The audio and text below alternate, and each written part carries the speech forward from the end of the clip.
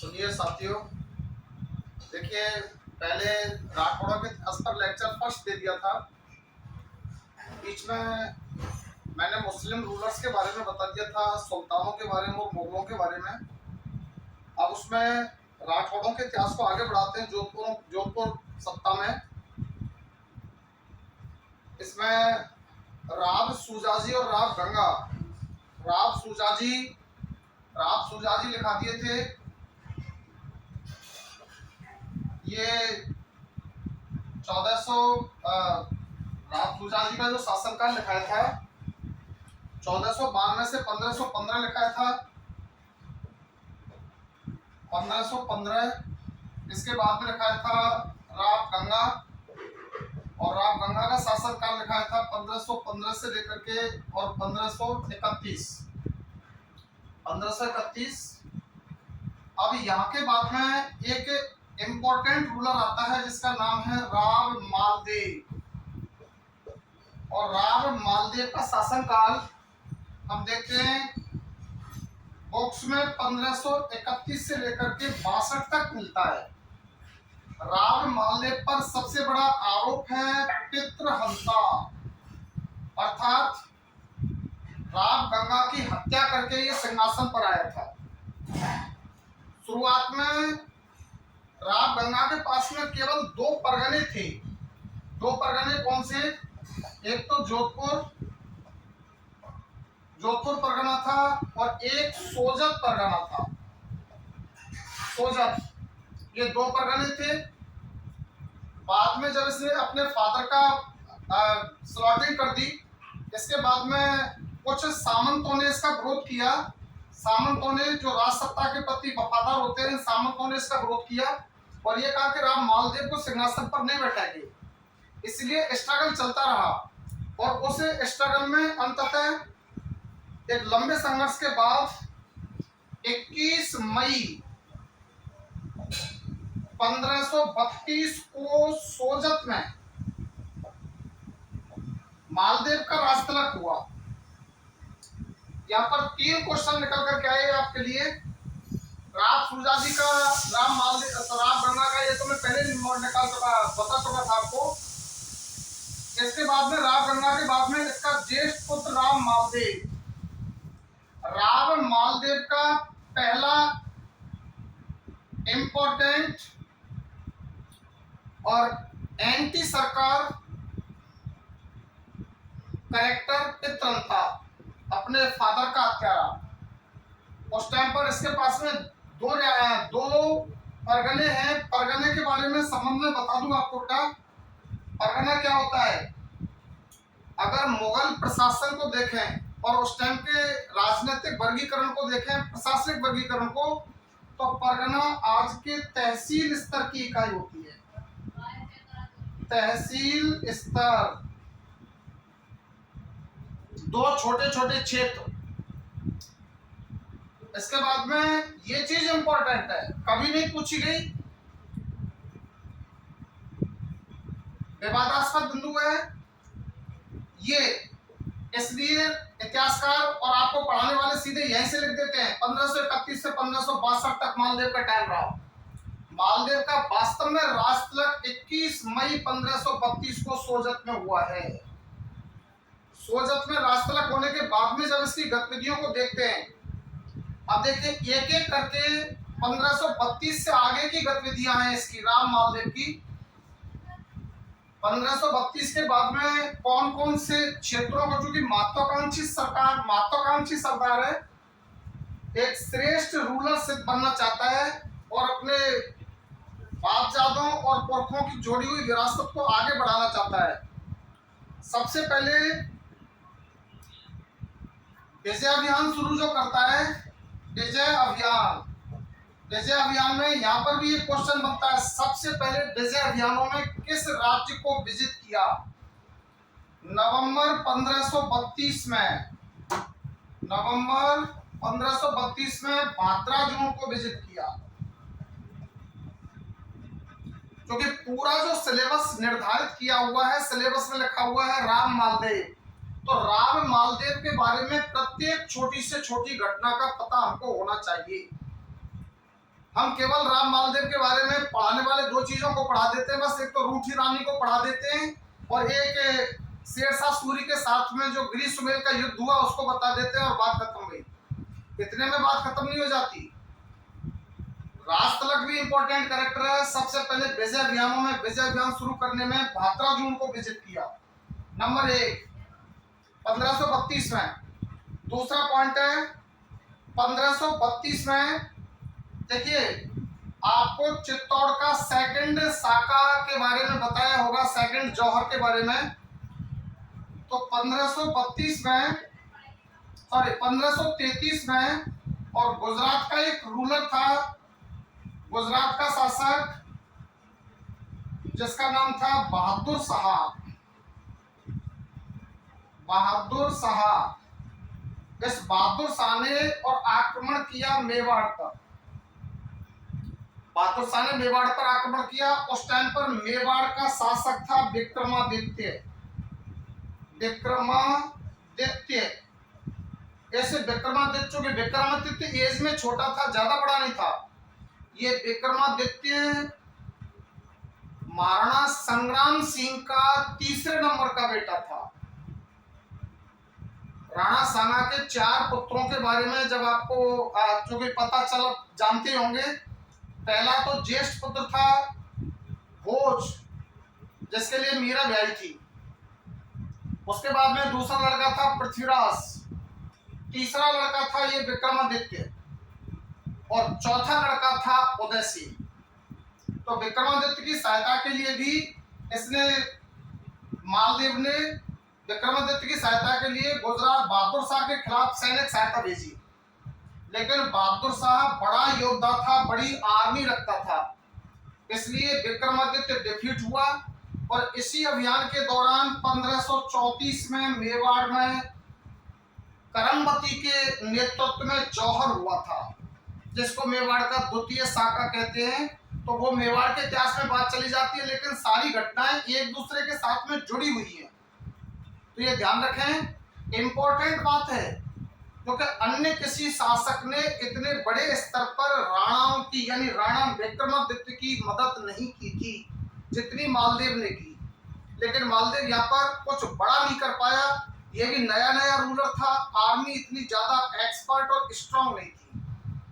इसके बाद में देखते हैं इसके काल की एक इंपॉर्टेंट घटना है। 1532 में ही इस गुजरात के शासक ने शमशेर उल मुल्क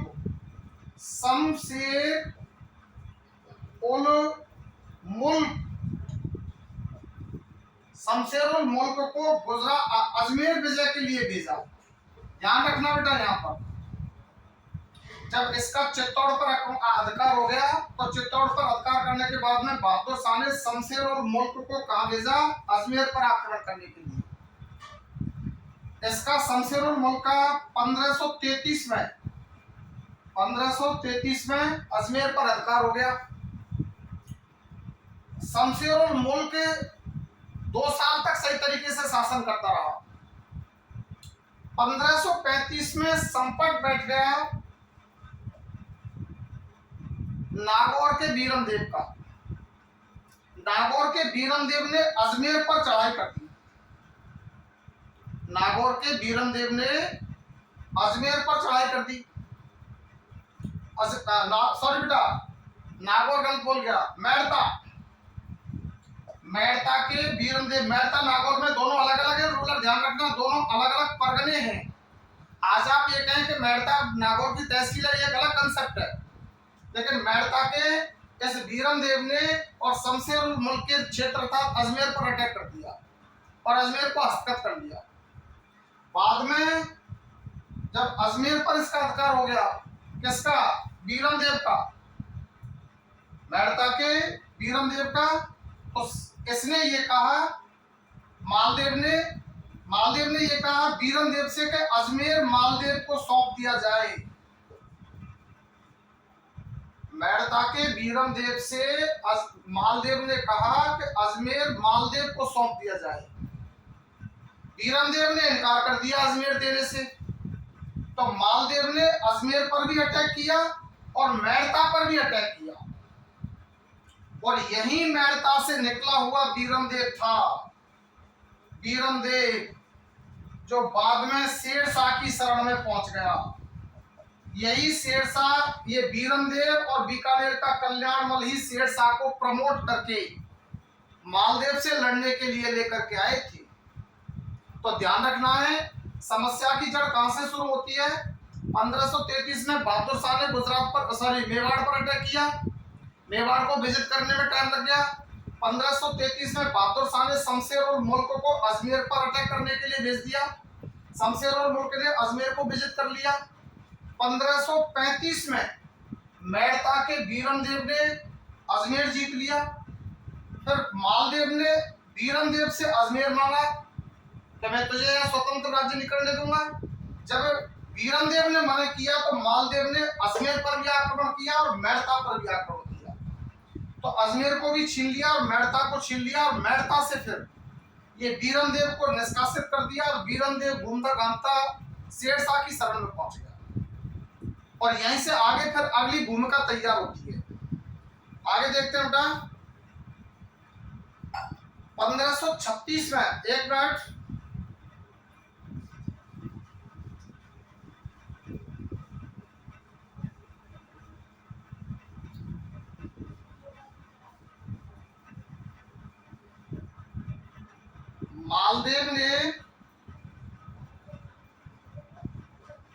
मालदेव ने 1536 में और नागौर पर अटैक किया।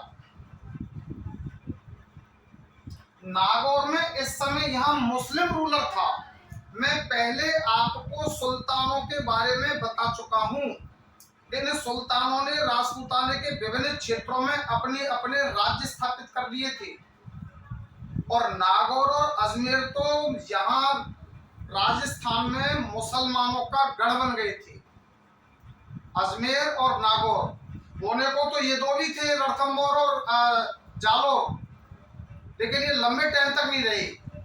तो बाद में ये नागौर में मुस्लिम सत्ता का मुस्लिम व्यक्ति शासन कर रहा था। इसका नाम था दौलत खान। दौलत खान कहां पर शासन कर रहा है? नागौर में।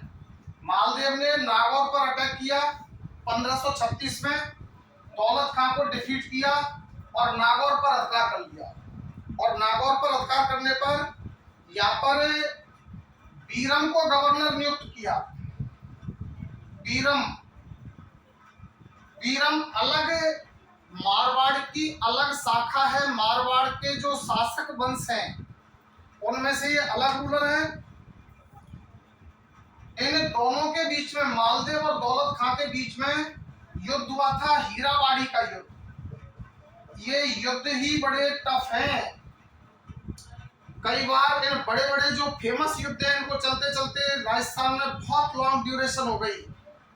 अब जब पेपर में सेलेक्टेड वाले क्वेश्चन, जो सिलेक्शन वाले क्वेश्चन होते हैं, उनमें ऐसे ही 2-4 प्रश्नों को पटक दिया जाता है। मालदेव का नागौर के किस रूलर के साथ में स्ट्रगल हुआ? दौलत खान। हीरावाड़ी का युद्ध किस किस के बीच लड़ा गया? मालदेव और दौलत खान। हीरावाड़ी का युद्ध कब लड़ा गया? 1536। तो अब देखिए, मालदेव की विजय अभियानों में आप 3-4 को देख चुके हैं। सबसे पहले भातराजगढ़ को विजिट किया, उसके बाद में नागौर को विजिट कर लिया, अजमेर को विजिट कर दिया, और उसके बाद में मेड़ता को विजिट कर लिया। अब देखते हैं 1538 में जालौर को विजिट किया। जालौर की विजय, और जालौर पर अधिकार करके यहाँ देव मांगलिया को गवर्नर बनाया। देव मांगलिया को गवर्नर नियुक्त,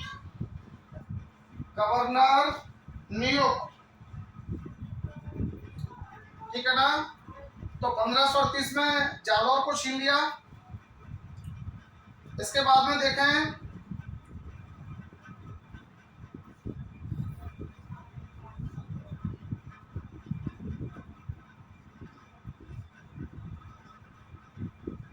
1538 में ही सिवाना को विजिट किया। 1538 में सिवाना को विजिट किया और सिवाना पर शासन कर रहा था डूंगर जी। सिवाना पर कौन शासन कर रहा था? डूंगर जी। ऐसे डूंगर जी को परास्त किया और सिवाना भी ले लिया 1538 में। यहाँ तक चलते चलते आप लोग ये देख लें कि हम मालदेव के 1532 से लेकर के और इन विजय अभियानों को आगे बढ़ाते हुए यहाँ तक पहुंच गए हैं 1538-39 तक। अब एक इम्पोर्टेंट घटना है 1540 की, जिसमें देखें आप ढंग से 1540 में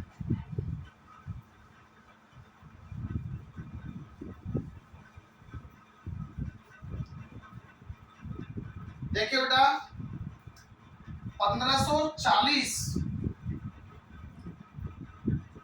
एक घटना मेवाड़ के रियासत से जोड़ करके बता रहा हूं। मेवाड़ में विक्रमादित्य को खत्म कर दिया पनवीर ने।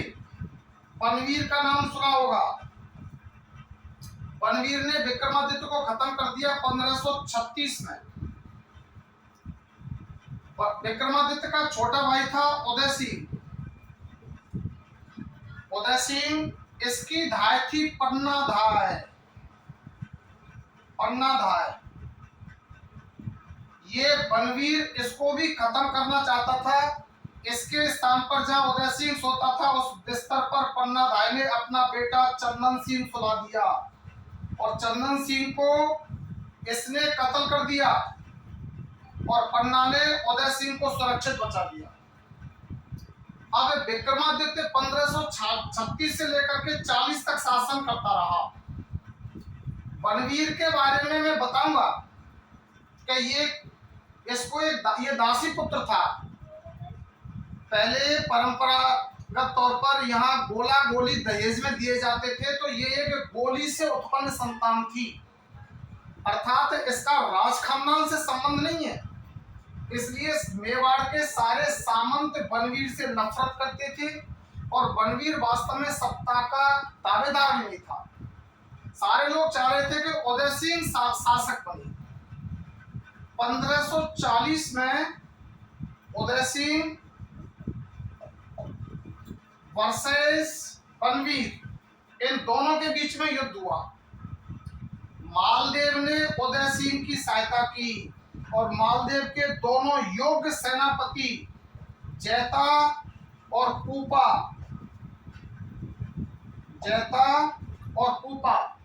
मालदेव ने इन दोनों योग्य सैनिकों को सैनिक सहायता लेकर उदय सिंह के पास भेजा, उदय सिंह की सहायता के लिए। उदय सिंह विजयी हुआ, बनवीर परास्त हुआ। इन दोनों के बीच में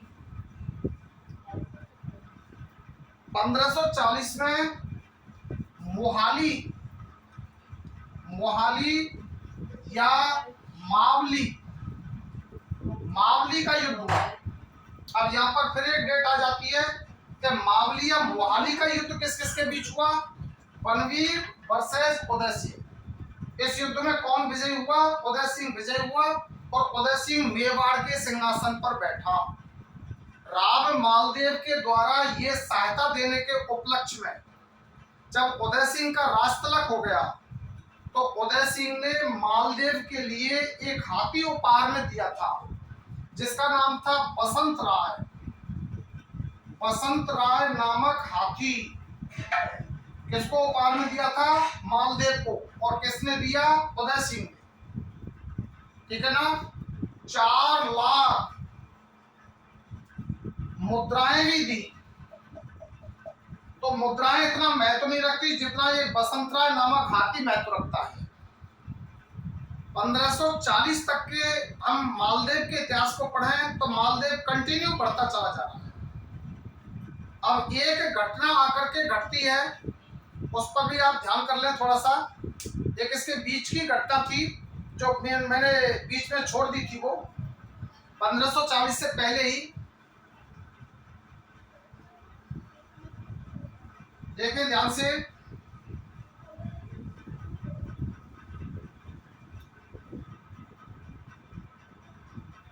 मालदेव, इसका विवाह होता है 1536 में।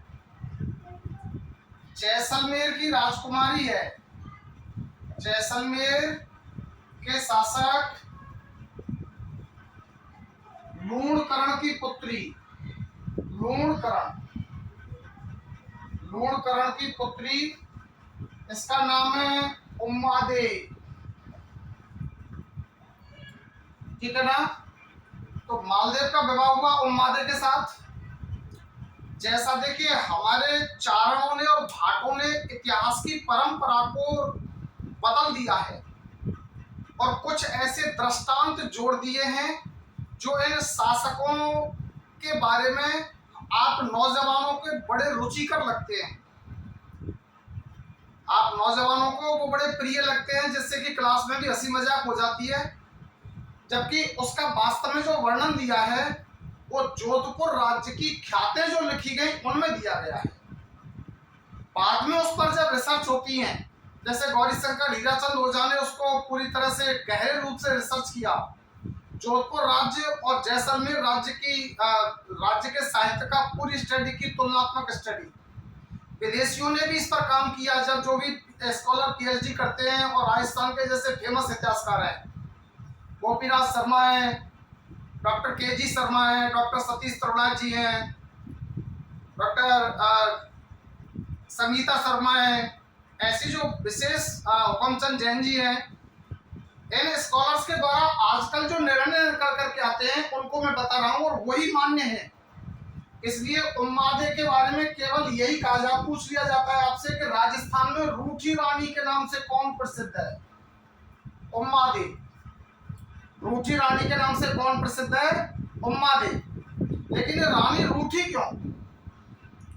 ख्यातकार कहते हैं कि उम्मादे के साथ में एक गोली आई थी जिसका नाम था भारमली। भारमली, पहली रात को मालदेव भारमली पर आसक्त हो गया और उम्मादे को छोड़ दिया, इसलिए उम्मादे मालदेव से रूठ गई। बात ये नहीं है, पूरी तरह से वैज्ञानिक विश्लेषण के आधार पर निकली हुई बात यह है कि लूणकरण मालदेव को मरवाना चाहता था, क्योंकि लूणकरण को भी पता था कि मालदेव ने आसपास के सारे क्षेत्रों को विजिट कर लिया है और छोड़ेगा जैसलमेर को भी नहीं। इसलिए पुत्री के विवाह करने के माध्यम से मालदेव को इनवाइट किया, और मालदेव जब जैसलमेर इसको ब्याहने के लिए गया तो लूणकरण ने इसके मरवाने की पूरी योजना बना ली। इसकी पूरी योजना बना ली तो लूणकरण की पत्नी ने लूणकरण की सारी योजनाओं को मालदेव तक पहुंचा दिया। मालदेव को यह पता चल गया लूणकरण की वास्तविक बातों का। इस वजह से मालदेव के और उम्मादे के बीच संबंधों में तनाव रहा, ना कि भारमली को लेकर। भारमली नाम की गोली का वर्णन बेशक मिलता हो, लेकिन वास्तव में जो संबंध है वो इसको लेकर के है, मालदेव और लूणकरण की इंटरनल हॉस्टिलिटी, आंतरिक शत्रुता को लेकर। अब इतना तो ज्यादा कुछ आपसे नहीं पूछा जाएगा, आपसे तो यही पूछा जाएगा रूठी रानी के नाम से प्रसिद्ध कौन है? उम्मादे। उम्मादे किस रियासत की राजकुमारी थी? जैसलमेर की। उम्मादे का विवाह किसके साथ में हुआ था? राम मालदेव के साथ। कब हुआ? 1536। क्योंकि अब जो लोग देवी देवताओं के संदर्भ में पिछले एग्जाम्स में जो प्रश्न पूछे गए थे, माँ का नाम, पिता का नाम, जन्म, ऐसी बातों को लेकर के ये सारी चीजें भी अब महत्व रखती हैं। यहाँ से आगे अब देखते हैं हम अगला स्टेप 1541 के बाद, 1540 के बाद का। 1540 के बाद में किस तरीके से मालदेव की सत्ता में परिवर्तन आता है, और अगला जो स्टेप होगा मालदेव के संदर्भ में वो होगा गिरी सुमेल या जैतारण का युद्ध या हुमायूं के साथ में संबंध। ये दो तीन बातें इंपॉर्टेंट होंगी। Thank you.